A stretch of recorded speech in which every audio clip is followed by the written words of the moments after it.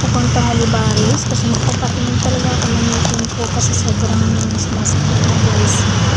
Patingnan ko kung ano pwedeng gawin sa ngipin ko. Ayan, pwede Sa guys. lahat po ng mga nais kumuhang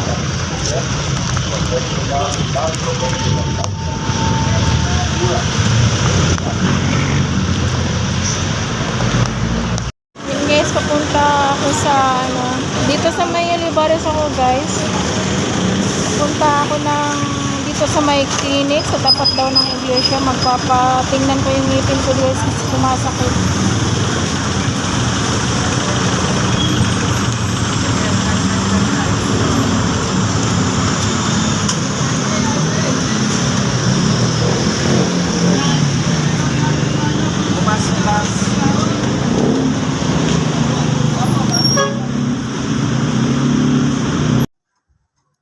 Yun guys, ito yung ngipin ko nung hindi pa siya nalilinisan.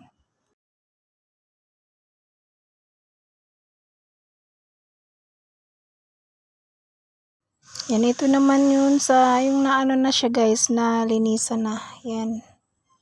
Medyo wala na siyang mga dumi-dumi. Yan guys, if ever na gusto niyong magpabunot, dito lang yan sa Olivares guys, sa tapat ng iglesia, sa simbahan ng iglesia. Yan, thank you for watching guys.